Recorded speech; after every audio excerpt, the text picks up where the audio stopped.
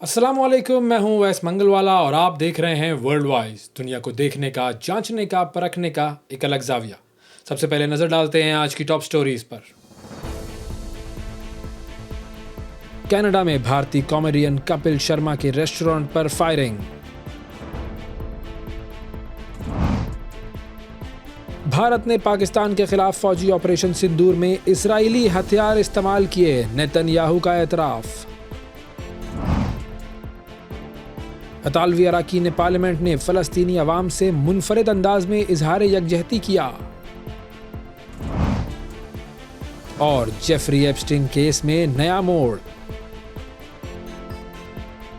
Top stories आपने देखी नाजरीन, अब बढ़ते हैं खबरों की तफसील की तरफ। और सबसे पहले कनाडा में ही एक बहुत अहम वाक़या और एक बड़ा ही तशवीशनाक वाक़या पेश आया है, उसकी बात कर लेते हैं।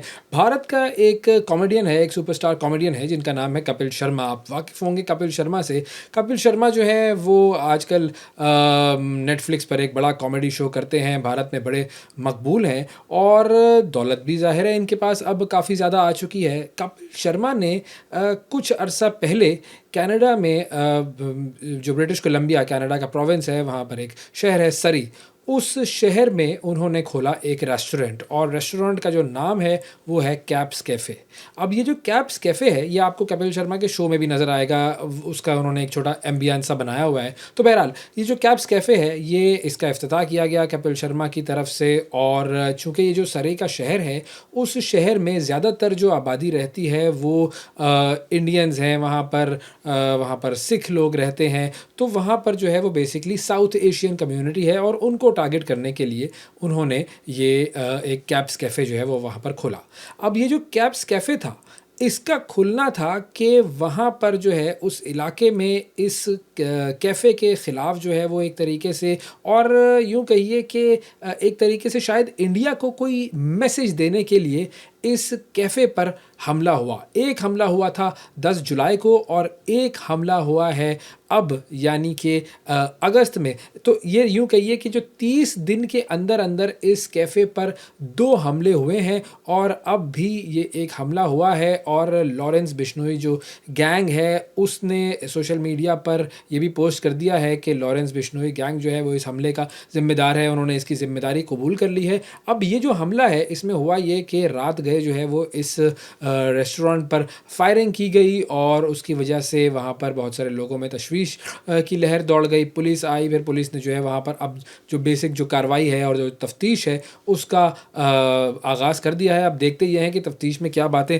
सामने आती हैं। हम इस पर बात करेंगे। इयन मैकडोनाल्ड हमारे साथ मौजूद हैं जो कि सरी का जो पुलिस स्टेशन है उसके रिप्रेजेंटेटिव हैं, उनसे बात करते हैं। Hello Ian, thank you for giving us your time for the show.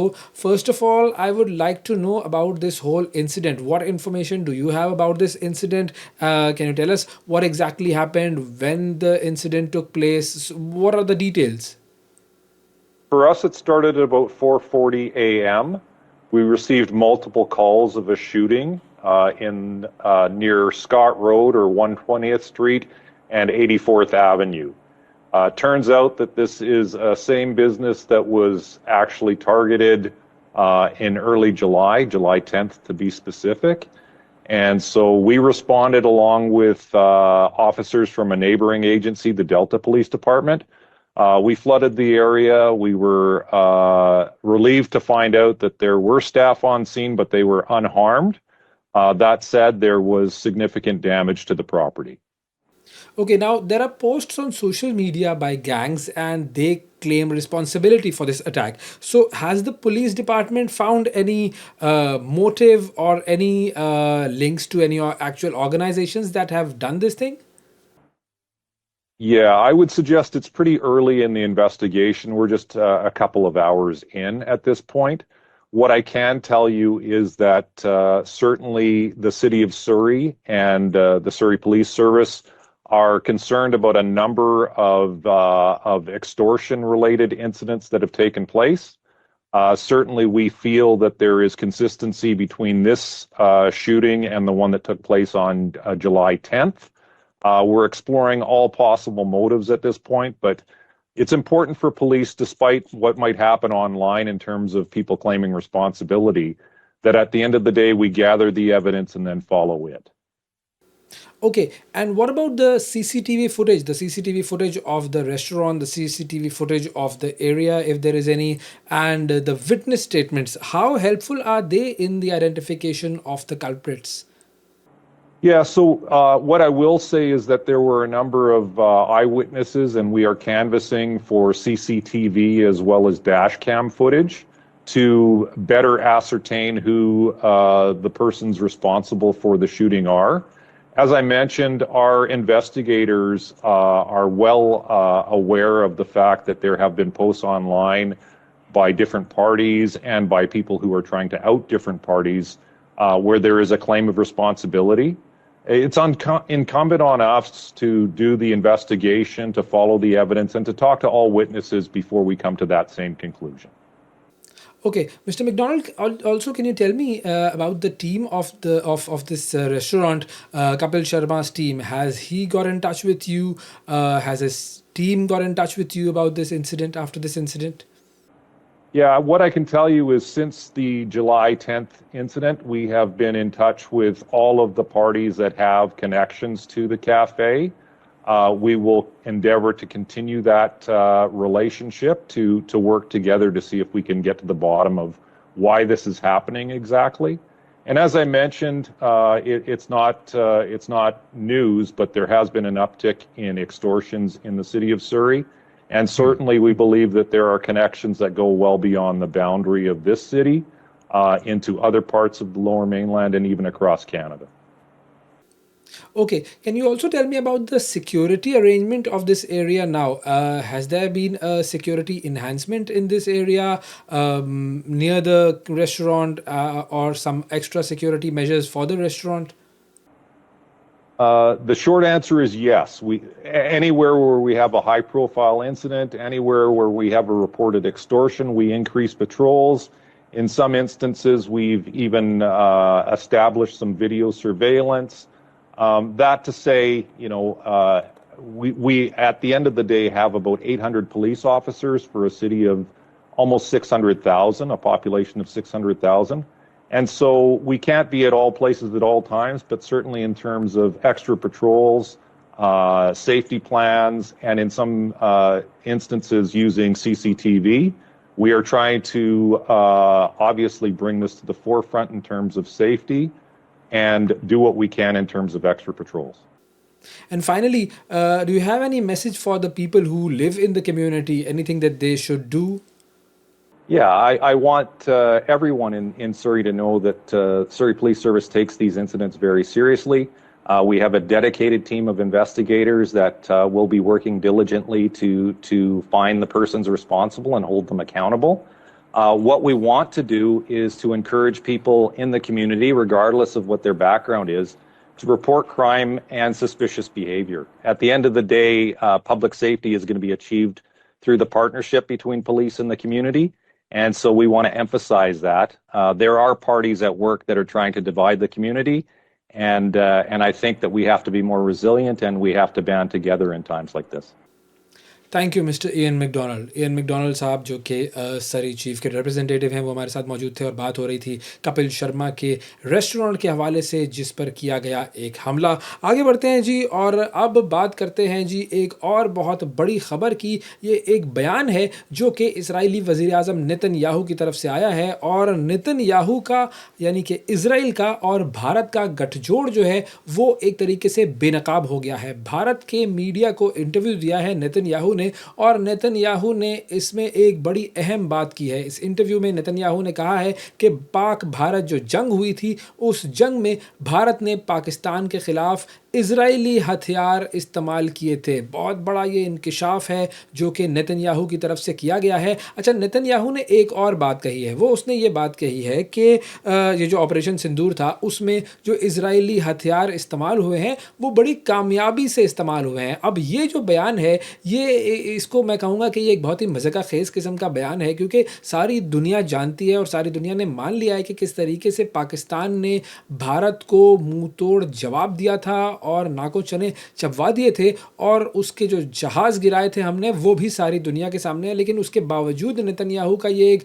मज़ाक़ खेज़ बयान, बल्कि मैं यूँ कहूँगा कि ये एक झूठा बयान, जिसमें वो कह रहा है कि जी बड़ी कामयाबी से इसराइली हथियार जो हैं वो भारत ने इस्तेमाल किए। अब ये चीज़ जो है, वो झूठ जो है उसका, वो तो बेनकाब हुआ ही है, लेकिन जो भारत का और इज़राइल का जो ताल्लुक़ है हथियारों के हवाले से, जो एक वॉरफेयर में ताउन के हवाले से, और जो पाकिस्तान के ख़िलाफ़ साजिशों के हवाले से, ये हम पहले भी बताते रहे हैं। और अब नेतन्याहू के अपने मुंह से ये बात जो है वो सामने आ गई है कि किस तरीके से भारत और इज़राइल मिलकर पाकिस्तान को नुकसान पहुंचाना चाहते हैं। अच्छा, इज़राइली वज़ीर-ए-आज़म ने एक चीज़ का बड़ा इंटरेस्टिंग ज़िक्र किया। ये बेसिकली बराक 8 नामी ये एक दिफाई सिस्टम है जो कि इज़राइल और भारत ने मिलकर तैयार किया है मुश्तरका तौर पर। अब ये भी खैर ज़ाहिर है इस जंग में तो ये भी इनके काम ना आ सका, पाक फ़ौज ने इसको बिल्कुल पीछे छोड़ दिया और बर्बाद करके रख दिया। भारत का जो पूरा जो एक तरीके से जो जंगी गुरूर था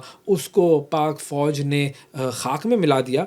बहरहाल, अब एक चीज़ और बड़ी इंटरेस्टिंग है, वो ये है कि ये बात सारी दुनिया को पता होनी चाहिए कि रूस, फ्रांस और अमेरिका के बाद इज़राइल जो है वो भारत को सबसे ज़्यादा असलहा फ़रोख्त करता है। ये स्टैटिस्टिक्स हैं, ये नंबर्स हैं जो कि बताते हैं कि इज़राइल जो है वो चौथे नंबर पर है भारत को असलहा फ़रोख्त करने के हवाले से। और एक और चीज़ जो कि अब भारत और इज़राइल जिसके ऊपर बातचीत कर रहे हैं, जिसके ऊपर काम कर रहे हैं, वो है भारत और इज़राइल के दरमियान डायरेक्ट फ़्लाइट्स। जी, ये डायरेक्ट फ़्लाइट्स भी अब शुरू होने वाली है। बहरहाल, आगे बढ़ते हैं जी और आपको लेकर चलते हैं ख़ित्ता फ़लस्तीन की तरफ। उस हवाले से 2-3 बड़े अहम बयानात सामने आए हैं। सबसे पहला बयान तो इज़राइली वज़ीर-ए-आज़म बेंयामिन नेतन्याहू का ही है, और नेतन्याहू ने अमरीकी मीडिया को इंटरव्यू किया और उसके अंदर उसने एक बहुत बड़ी बात की है, और ये वो बात है कि जिस हवाले से पूरी जो मुस्लिम उम्मा है उसको बेदार होना चाहिए। नेतन्याहू ने कहा है कि वो अपनी सलामती के लिए गज़ा के तमाम इलाकों का कंट्रोल संभालना चाहते हैं। ये बात उसने की है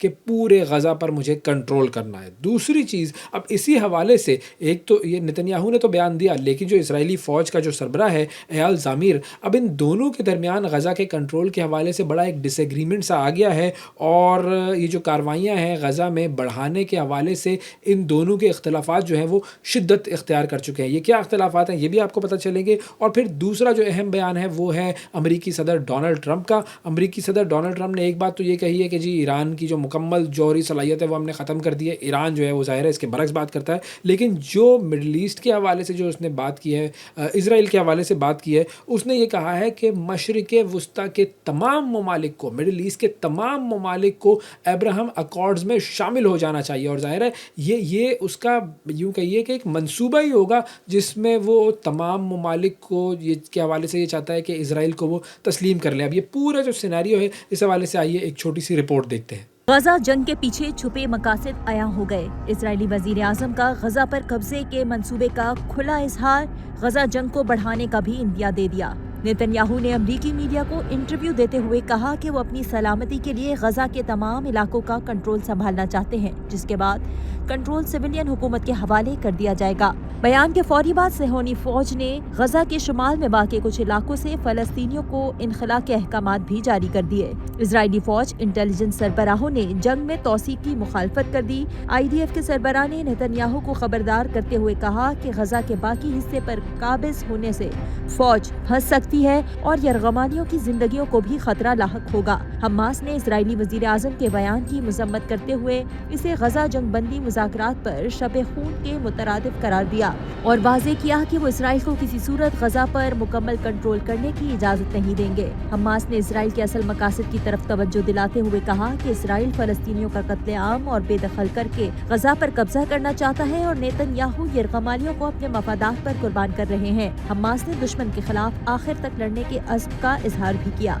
अमरीकी सदर के इसराइल नवाज इक़दामात भी जारी हैं। क़याम अमन के लिए इसराइल को जुल्म से रोकने के बजाय मशरिक़ वुस्ता के ममालिक पर इसराइल को तस्लीम करने और अब्राहम एकॉर्ड में शामिल होने पर जोर देने लगे। अमरीकी सदर का कहना है कि ईरान की जोहरी सलाहियत खत्म कर दी है। मशरिक़ वुस्ता के तमाम ममालिक इसराइल को तस्लीम कर लेंगे तो खित्ते में अमन हो जाएगा। उधर गजा पर इसराइली फौज के वहशियाना हमले जारी हैं। काबिज फौज ने एक रोज में मजीद 98 फलस्तीनियों को शहीद कर दिया, जिनमें 51 अफराद इमदाद के मुंतजिर थे। इसराइल के जबरी कहत से गजा में 4 मजीद फलस्तीनी भी इंतकाल कर गए, जिसके बाद गजाई किल्लत से अमवात की तादाद 197 हो गई है। रिपोर्ट आपने देखी नाज़रीन। अब इज़राइल फ़लस्तीन मामले के हवाले से ही एक और ख़बर है, और वो ख़बर है जी इटली से। इटालियन जो पार्लियामेंट है उसके ये कुछ विजुअल्स और कुछ तस्वीर आपके सामने हैं जी। अब इसमें देखें क्या हुआ। बेसिकली इसमें फ़लस्तीनियों के साथ इज़हार यकजहती किया गया और इसराइल के ख़िलाफ़ एहतजाज किया गया, और एहतजाज करने का जो तरीका था वो बड़ा यूनिक था। ये जो इटालियन जो मेंबर्स हैं पार्लियामेंट के, उन्होंने कपड़े कुछ इस तरह के पहने, उन रंगों के कपड़े पहने जो कि फ़लस्तीन के झंडे के रंग हैं। अब ये मुकम्मल तौर पर झंडा तो उन्होंने नहीं पहना, लेकिन उन्होंने वो कलर्स इस्तेमाल किए अपने कपड़ों में जो कि फ़लस्तीन के झंडे के रंग हैं, और जो अरेंजमेंट थी उनके बैठने की वो ऐसी थी कि आपको लग रहा है कि ये एक फ़लस्तीन के झंडे की नुमाइंदगी कर रहे हैं। अब ये जो जमात है जिसकी तरफ से ये एहतजाज किया गया, ये है जी 5 स्टार पॉलिटिकल पार्टी है इटली की, और उन्होंने ये फ़लस्तीनियों से इज़हार यकजहती किया। और उन्होंने अपने बयान में ये कहा, जो पार्लियामेंट का इजलास था उसमें उन्होंने ये कहा कि अगर हम फ़लस्तीनी परचम लेकर आते तो हमसे छीन लिया जाता, तो इसीलिए हमने ये जो परचम है इसको अपने सीनों पर सजा लिया है, अपने कपड़ों पर सजा लिया है, और हम इस तरीके से एहतजाज करना चाह रहे हैं। तो अब आप देख लीजिए कि एहतजाज करने वाले जो हैं वो किस तरीके से एहतजाज कर लेते हैं, और कुछ ऐसे भी हैं जो कि एहतजाज नहीं होने देते और एहतजाज को भी रोकते हैं। बहरहाल इज़राइल और फ़लस्तीन का ये मामला जो है ये अब बढ़ता चला जा रहा है। हमास ने भी ये कहा है कि जी हम उस वक्त तक हथियार नहीं डालेंगे जब तक जो है वो इसराइल फ़लस्तीन से निकल नहीं जाता और ग़ज़ा से निकल नहीं जाता। बहरहाल जी आगे बढ़ते हैं जी। मुत्तहिदा अरब अमीरात के जो सदर हैं शेख मोहम्मद बिन ज़ायद अल नहयान, वो भी मॉस्को पहुँचे हैं। रूस का दौरा उन्होंने किया, व्लादिमीर पुतिन से मुलाकात की, और बड़ी गर्मजोशी से पुतिन ने उनका इस्तकबाल किया। और इस दौरे का जो मकसद था वो भी बेसिकली 2-3 अहम मकसद थे। एक तो ये कि बाहमी ताल्लुकात जो हैं वो बढ़ाए जाएँ इन दोनों के दरमियान, इलाकाई सिक्योरिटी और जो भी आलमी उमूर हैं उस पर बातचीत हो, और फिर इस मामले पर भी यानी कि जो रूस और यूक्रेन की जंग है उसके हवाले से भी जो शेख नहयान हैं उन्होंने कहा कि जी एक तो हम दोनों ममालिक के ताल्लुकात जो हैं वो मजबूत हो रहे हैं, और इसी हवाले से हम इस हवाले से पूरी पेशकश करते हैं कि इस मामले को सॉल्व करने में हम अपना किरदार अदा करेंगे। अब रुख करते हैं अमेरिका का, जहां पर जेफरी एप्स्टीन केस जो है उसमें नए से नए मोड़ सामने आते जा रहे हैं, नए से नए किरदार सामने आते जा रहे हैं, और अब लग यूँ रहा है कि अमेरिकी सदर डोनाल्ड ट्रंप जो है उनके गिर्द शिकंजा जो है वो ज़्यादा से ज़्यादा तंग होता चला जा रहा है। अब इसी हवाले से कुछ नई डेवलपमेंट्स हैं, उन पर हम बात करते हैं। असफर इमाम साहब हमारे साथ मौजूद हैं, सीनियर सहाफ़ी हैं, तज्ज़ियाकार हैं, अमेरिका से हमें ज्वाइन कर रहे हैं। अस्सलाम वालेकुम असफर साहब। वालेकुम अस्सलाम। बहुत शुक्रिया सर, आपने प्रोग्राम के लिए वक्त निकाला। सबसे पहले मैं चाहूँगा कि अगर आप थोड़ा सा हमें गाइड कर सकें कि जेफरी एप्स्टीन का जो केस है, जो कम सिन बच्चियों के साथ जो जिनसी हरासानी का जो एक बहुत बड़ा स्कैंडल है, उस हवाले से अब क्या नई तफसीलात सामने आई हैं? नई तफसीलात तो यही है कि एक जो सदर ट्रम्प के अटॉर्नी जनरल है अमेरिकन, उन्होंने जो एक कोई 9 घंटे तवील मुलाकात की है एक इस केस से वाबस्ता एक शख्सियत खातून गस्लिन से, और जो जेल में कैद है। 2021 में उनके खिलाफ मुकदमा बना था और उन्हें 10 साल कैद की सजा हुई थी।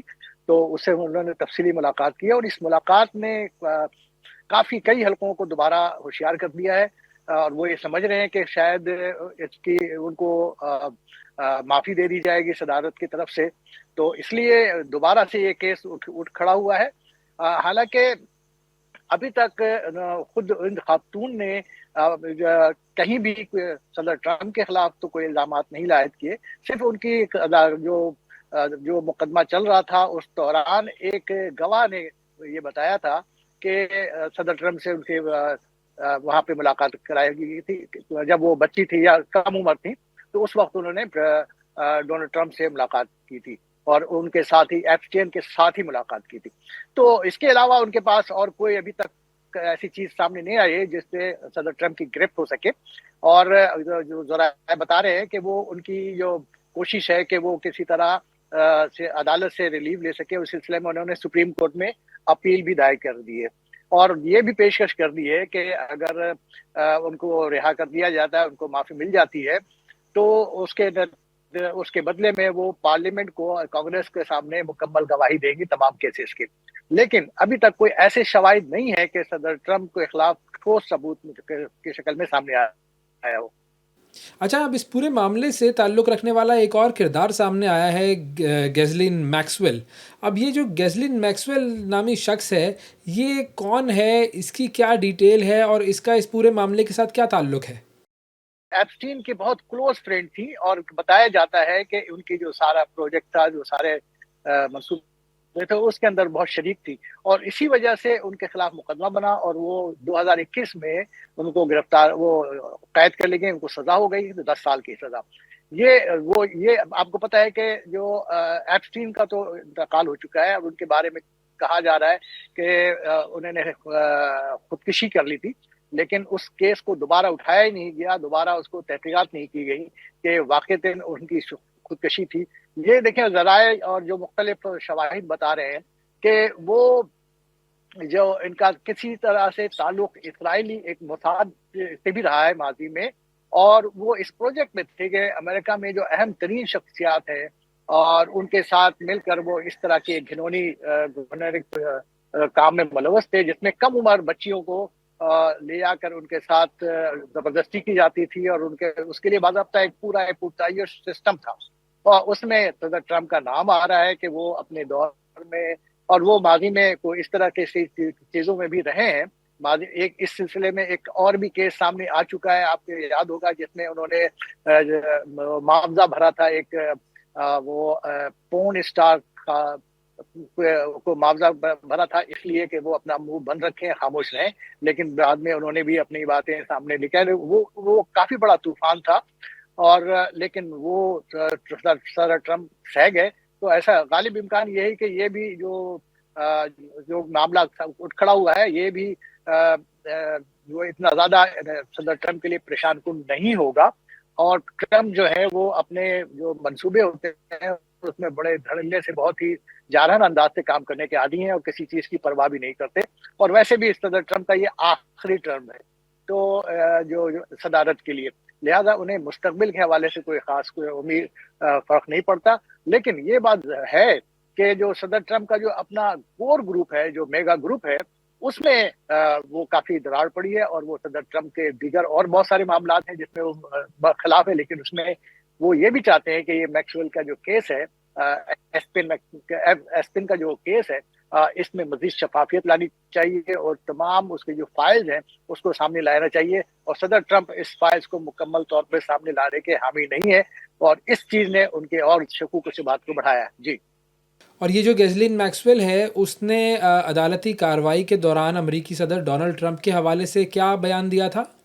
जी नहीं, बिल्कुल ऐसा कोई नहीं था, उन्होंने बयान नहीं दिया था। लेकिन उस अदालती कार्रवाई के दौरान एक गवाह ने ये कहा था कि उनकी मुलाकात डोनाल्ड ट्रंप से कराई गई थी। उस गवाह ने भी कोई सी गैर काबिल इतराज गुफ्तगू की बात नहीं की थी, कोई इल्जाम आयद नहीं किया था, लेकिन सिर्फ इतना कहा था कि वो उनकी मुलाकात भी थी। इससे ये साबित होता है कि पूरे उस गैंग के जो सरगर्मियां थी उसके अंदर किसी न किसी हद तक डोनाल्ड ट्रंप मुलव्वस रहे थे। लेकिन बराह रास्त उनके मुलव्वस होने और बराह रास्त उसके किसी चीज की जिम्मेदारी का अभी तक किसी तरह कोई बात सामने आई नहीं है। ना ही गैसलीन ने कोई ऐसी बात की, ना उस गवाह ने कोई ऐसी बात की।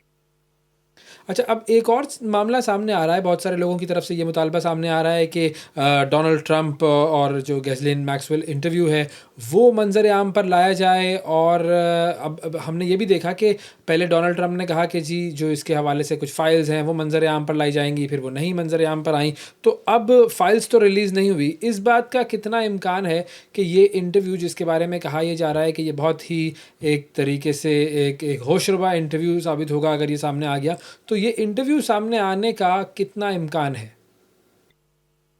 जी जी बिल्कुल। देखिए, इस वक्त अमेरिका मीडिया के अंदर भी इस हवाले से आ रहा है सामने। खुद कांग्रेस ने जो अभी एक खत लिखा है महकमा खजाना को, वो भी इसीलिए लिखा है कि ये जो तफसीली मुलाकात हुई है और इसमें ये बात के इम्कानात हैं कि ट्रंप के ऊपर में के हवाले से कोई बात सामने आ जाए, इसलिए मुतालबा किया जा रहा है कि ये जो मुलाकात है इसकी तफसीलात वो पेश की जाए। लेकिन ये जो अटॉर्नी जनरल है, इन्होंने कहा है कि इस मुलाकात में गुफ्तगू में कोई ऐसी बात नहीं आई कि जिसके नतीजे में तहकीकात को मजीद बढ़ाया जाए और मजीद इस सिलसिले में तहकीकात की जाए।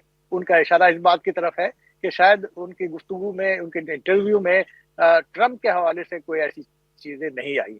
तो इसलिए बोला, लेकिन चूंकि इन चीजों को वो छुपा रहे हैं तो इसकी वजह से शकूक और शुबात बढ़ रहे हैं, और जाहिर है अपोजिशन जो सदर ट्रम्प के खिलाफ मुखालफिन है वो इन चीजों को उठा रहे हैं सामने और उनको लेकर आ रहे हैं। लेकिन इसके नतीजे में ऐसा नहीं लगता कि जो सदर ट्रम्प के मुखालफिन है उन्हें कोई कामयाबी हासिल हो सकेगी और ट्रम्प के लिए कोई ज्यादा मुश्किलात पैदा हो सकेंगी। अच्छा असफर साहब, अगर हम डोनाल्ड ट्रंप के हामियों की बात करें तो एक बहुत बड़ा तबका ऐसा है जो कि डोनाल्ड ट्रंप का हामी है, उसके जो भी एक्सट्रीमिस्ट नज़रियात हैं उनका हामी है। लेकिन अब हम इस केस के बाद ये देख रहे हैं कि डोनाल्ड ट्रंप के जो हामी हैं उनमें भी एक डिवीज़न आ गया है, वो भी अब तकसीम का शिकार नज़र आते हैं। तो आपको क्या लगता है कि डोनाल्ड ट्रंप का जो एक तरीके से वोट बेस जो है, क्या वो भी अब तकसीम हो रहा है? जी, वोटर पे तो असरात हैं। लोग देखें, इखलाकी किरदार को अमेरिका में लोग बर्दाश्त नहीं करते कि अखलाकी तौर पर उनका कायद जो है वो कमज़ोर हो। और वो सिलसिले में इसकी मिसालें हैं कि जो सियासी रहनुमा है वो इबरत का निशान बना दिए जाते हैं जब उनके बारे में पता चलता है कि वो इखलाकी मामलात में मुलव्वस हैं। तो इस हवाले से भी रिपब्लिकन्स के अंदर, लेकिन उनके जो डाई हार्ड सपोर्टर है वो उनमें कोई ज्यादा फर्क नजर नहीं आ रहा। एक सर्वे के मुताबिक लोगों ने ये कहा कि ठीक है, इस मामले में इतराजात जो सामने आ रहे हैं उसको शफाफियत तरीके से सामने लाना चाहिए कोई, लेकिन उनकी तादाद बमुश्किल 35% लोगों की है। लेकिन और जबकि उसके मुकाबले में सिर्फ 11% ऐसे लोग रह गए हैं जिन्होंने ये कहा कि इस सारे केस की कोई अहमियत भी है। यानी वो बहुत ही कम लोग ऐसे हैं जो इस केस को अहमियत दे रहे हैं। ज्यादातर लोग कहते हैं कि इसकी ज्यादा अहमियत, तो लिहाजा बहुत ज्यादा फर्क नहीं पड़ा है। हाँ, लेकिन जो मेगा सपोर्टर्स है और वो उनके अंदर एक जो ग्रुप है सब मेगा सपोर्ट्स का, उनके अंदर वो बात है जिसके ऊपर नाला है, और उसमें से एक ये भी है जिसकी वजह से उस पर तनकीद बढ़ रही है और उनको वो अपने तौर पर सदर ट्रंप के ऊपर में अपना दबाव बढ़ा रहे हैं। लेकिन आप जानते हैं कि सदर ट्रंप का एक अंदाज है कि वो वन मैन शो के अंदाज से लेके चलते, वो लेके हर एक को बहुत ज्यादा लोगों को इतने ज्यादा लिफ्ट भी नहीं करते, वो अपनी पॉलिसी खुद लेकर चल रहे होते हैं। तो और यही वजह है कि मेगा के अंदर उनकी जो मकबूलियत है वो निस्बतन कम हुई है माजी के मुकाबले में। वो सिर्फ उसकी वजह यह है कि वो अपने तौर पे चलने की कोशिश करते हैं और कहीं किसी से कोई प्रेशर और किसी को दबाव लेने को कबूल नहीं करते वो। तो ये जो जेफरी एप्स्टीन वाला जो स्कैंडल है, अगर इससे डोनाल्ड ट्रंप का नाम जुड़ जाता है वाकई, तो फिर कितना इम्कान है कि डोनाल्ड ट्रंप की सियासत जो है उसके ऊपर बड़ा गहरा डेंट पड़ेगा? उसकी सियासत क्या ख़त्म हो सकती है? मतलब क्या कोई ऐसी चीज़ सामने आ सकती है जिससे अदालत जो है वो उसको माजूल कर दे? कोई इतना बड़ा मोड़ आ सकता है? इस वक्त तक तो ऐसे कोई इम्कानात नजर नहीं आते, ना कोई ऐसे कोई शवाहिद सामने आए हैं और ना ही कोई इस तरह का प्रेशर है। अपोजिशन के प्रेशर में भी वो ताकत अभी तक नहीं है। गरचे मीडिया के कुछ जरा ऐसे CNN में कुछ इस तरह की ताज़ा तरीन खबरें आई हैं, और इस मुलाकात ने एक बार फिर जो गैसलीन से जो मुलाकात की, खातून से जो मुलाकात की, एप्स्टीन के जो दोस्त खातून थी जो कैद हैं, तो उनसे जो मुलाकात की है उसने उठाया। और ऐन मुमकिन है कि चूंकि उनके गैसलीन के अपील अदालत में मौजूद है और वो शायद रिहा भी कर दी जाए, तो एक बार फिर ये मसला बाद में भी उठेगा जरूर। लेकिन इससे ट्रंप की कोई सियासी मुस्तकबिल पे बहुत ज्यादा सवालिया निशान उसका पैदा होता नजर नहीं आ रहा। और वैसे भी आपके इल्म में है कि ट्रंप का ये आखिरी टर्म है, इसके बाद कोई नया इलेक्शन नहीं लड़ सकते, नए वोट के लिए लोगों तक नहीं जाएंगे। तो इसलिए अब ये नहीं कहा जा सकता कि उनके सियासी मुस्तकबिल जो है इस पे मुतासिर होगा। बहुत शुक्रिया अदा करेंगे। असफर इमाम साहब हमारे साथ मौजूद थे, एनालिस्ट हैं और हमें अमेरिका से ज्वाइन कर रहे थे और बात हो रही थी जेफरी एप्स्टीन के हवाले से जो केस चल रहा है उस मामले पर। अब रुख करते हैं बरतानिया का, जहां पर इस हफ्ते फ्लोरेंस तूफान ने काफ़ी हंगामा मचाए रखा। ट्रैवल डिसरप्शंस भी थी, पावर कट्स भी थे और एक बहुत बड़ा एरिया जो था बरतानिया का वो इस फ्लोरेंस तूफान से मुतासर हुआ। इरफानुल हक साहब हमें ज्वाइन कर रहे हैं बरतानिया से, लंदन में हमारे ब्यूरो चीफ हैं। उनसे ज़रा इस तूफ़ान की तफसील मालूम करते हैं کہ اس طوفان نے کیا کیا کیا. اب تو تھم گیا ہے لیکن اس طوفان نے برطانیہ کی جو زندگی ہے اس پر کیا اثر ڈالا. السلام علیکم عرفان صاحب, بہت شکریہ آپ کا سر پروگرام کے لیے, آپ نے وقت نکالا. سب سے پہلے میں چاہوں گا کہ اگر آپ ہمیں تھوڑا سا بریف یہ کر سکیں کہ یہ جو فلورنس طوفان تھا اس نے کس کس علاقے کو کہاں کہاں پر متاثر کیا. جی بالکل اویس, سب سے پہلے تو میں آپ کو بتا دوں جس وقت میں آپ سے مخاطب ہوں اس وقت جو ہے طوفان فلورنس کے جو اثرات ہیں وہ قدرے کم ہو چکے ہیں اور موسم جو ہے بتدریج بہتری کی طرف جا رہا ہے. لیکن جو آپ نے سوال پوچھا کہ کون سے تو علاقوں کو اس نے متاثر کیا, تو اس کا جو ٹارگٹ تھا, مرکز تھا, وہ برطانیہ کے شمال اور شمال مشرقی علاقے تھے, جس میں اسکاٹ لینڈ کے جو مختلف شہر ہیں وہ اس کی زد میں آئے, جس میں ایڈنبرا شامل ہے, ایڈنبرا شامل ہے اور دیگر جو شہر ہیں اسکاٹ لینڈ کے وہ اس کا نشانہ بنے. اس کی میں تفصیلات کچھ اس طرح سے ہیں کہ یہ طوفان جو ہے وہ تقریباً 90 سے 100 میل فی گھنٹہ کی رفتار سے ہوائیں چلیں, طوفان چلے, جس نے نظام زندگی جو ہے بری طرح مفلوج کر دیا. جتنے بھی علاقے تھے جس میں شمال مشرقی علاقے جو برطانیہ کے ہیں جہاں پہ بری طرح اس نے جو ہے وہ متاثر کیا. نظام بجلی کا نظام جو ہے وہ بری طرح متاثر ہوا. جو مواصلاتی نظام ہے, جو ریلوے کا نظام ہے, جو فضائی نظام ہے, تو اس نے اس کو جھنجھوڑ کر رکھ دیا اور شدید نقصان ہوا ہے پورے اس طوفان کے دوران مختلف علاقوں میں اس طوفان سے.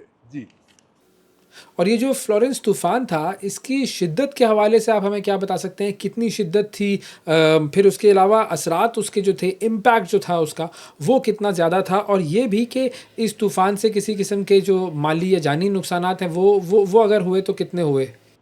جی ویسے جانی نقصان کے حوالے سے تو کوئی اطلاعات نہیں آئیں, لیکن ہاں مالی نقصان جو ہے وہ بہت زیادہ ہوا ہے, جس میں نے پہلے عرض کیا کہ اس سے جو بجلی کا شعبہ ہے اس میں بہت زیادہ جو ہے وہ تباہی مچائی. تقریباً 65,000 سے 70,000 جو گھر ہیں انہوں نے 2 دن گزارے بغیر بجلی کے.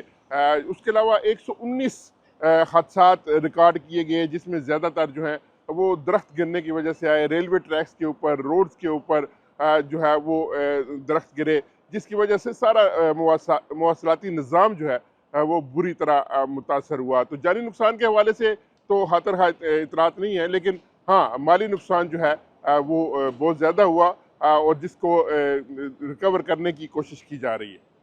اور عرفان صاحب یہ بھی بتائیے گا کہ کیا اس طوفان کی پہلے سے پریڈکشن کی گئی تھی, اس کے حوالے سے کوئی وارننگ جاری کی گئی تھی, اور اگر وارننگ جاری کی گئی تھی تو پھر اس کا اس حساب سے دورانیہ کتنا تھا, اور اس طوفان کے بعد اب جو موسم کی صورتحال ہے وہ کیسی ہے. جی بالکل, اتوار کے روز یہاں پہ میٹ آفس نے ایک وارننگ جاری کی, یلو وارننگ جاری کی, جس میں بتایا گیا کہ جو مخصوص علاقے ہیں اسکاٹ لینڈ کے مختلف شہر جو ہیں ان میں تیز ہوائیں چلیں گی. اس کی دورانیہ جو تھا اس میں بتایا گیا کہ سوموار کی صبح 10 بجے سے لے کر رات 11 بجے تک یہ تیز ہوائیں چلیں گی, جس کی جو حدت ہے وہ بھی بتائے گی کہ یہ 90 سے 100 میل فی گھنٹہ کی رفتار سے یہ ہوائیں چلیں گی. اس لیے لوگوں کو اس سے احتیاط برتنے کی بھی ہدایات جاری کی گئیں.